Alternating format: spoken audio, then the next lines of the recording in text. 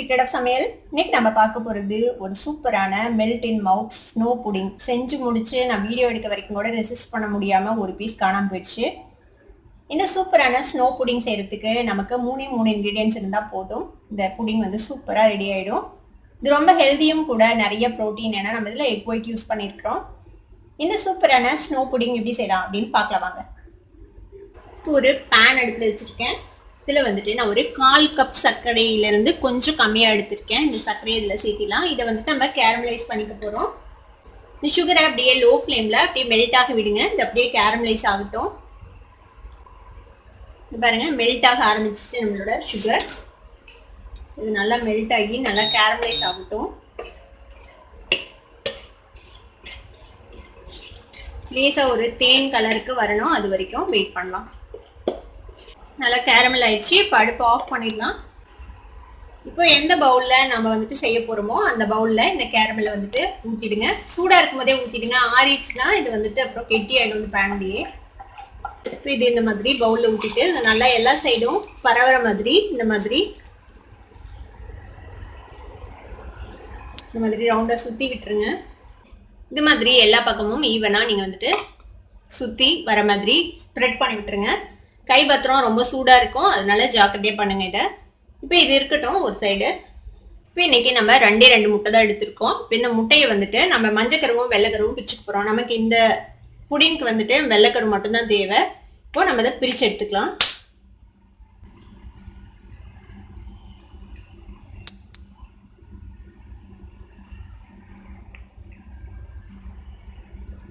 இந்த மாதிரி பிரிச்சிங்கனாலே வெள்ளைக்கரு தனியாக வந்துடும்.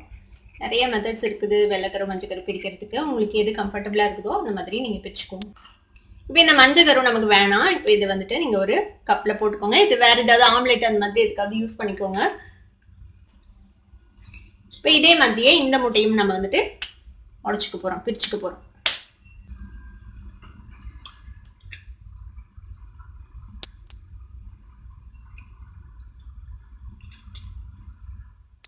இப்போ பிரிச்சாச்சு பாருங்க நம்மளோட வெள்ளைக்கருவை. இப்போ இதுல நம்ம தேவையான அளவுக்கு சர்க்கரை சேர்த்திக்கலாம். ஒரு 2 டேபிள் ஸ்பூன் அளவுக்கு நான் சேர்த்துறேன். உங்களுக்கு ஸ்வீட்டுக்கு எவ்வளவு வேணுமோ அந்த அளவுக்கு சேர்த்திக்கோங்க. ஏன்னா கேரமல்லையும் உங்களுக்கு ஸ்வீட்னஸ் வரும், அதனால இதுல கம்மியா தான் சேர்த்துறேன்.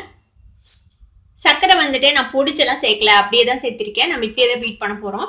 இப்போ இந்த மாதிரி நான் ஹேண்ட் பீட்டர் வச்சு நான் பீட் பண்ண போறேன். நீங்க ஹேண்ட் பீட்டர் இல்லைன்னா நீங்க வந்து விஸ்க்ல இல்லைன்னா ஃபோர்க்ல பீட் பண்ணிக்கலாம். கொஞ்சம் டைம் ஆகும், அவ்வளவுதான். எலக்ட்ரிக் பீட்டர் இருந்தா ரொம்ப சௌகரியம், சீக்கிரமா ஆயிடும். நம்ம இப்போ இதுல பீட் பண்ண ஆரம்பிக்கலாம்.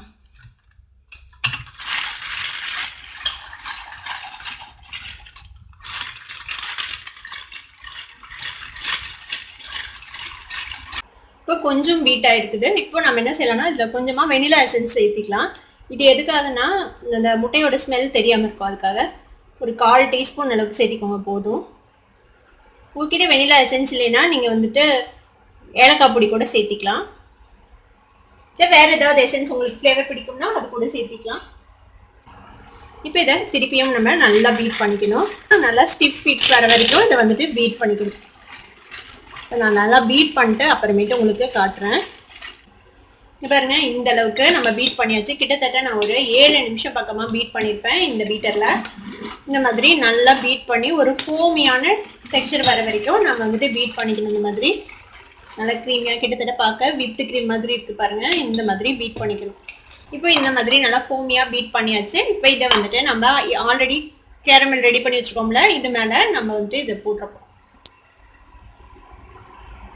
2 எக் ஒயிட் தான் எடுத்தோம், ஆனால் எவ்வளோ வந்திருக்கு பாருங்க. அதுக்கே நீங்கள் நிறைய செய்யணும்னா இதே மாதிரி குவான்டிட்டியை டபுள் பண்ணிக்கோங்க எல்லாத்தையும்.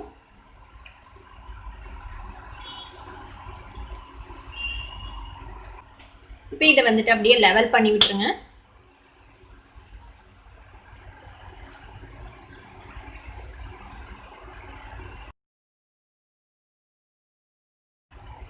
இது மாதிரி நல்லா லெவல் பண்ணி விட்டுருங்க.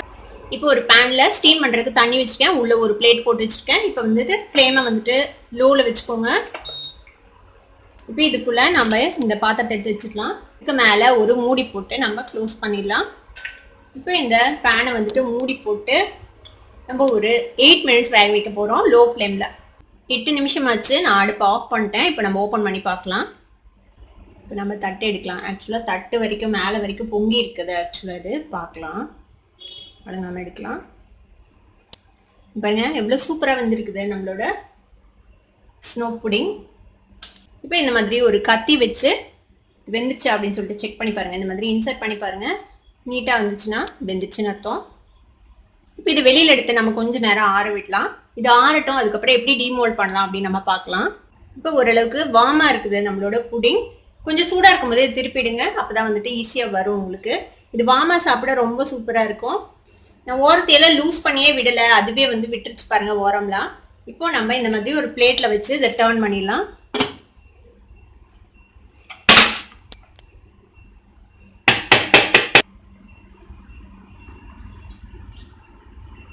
பாருங்க சூப்பரான நம்மளோட ஸ்னோ புடிங் சூப்பரா ரெடி ஆயிடுச்சு.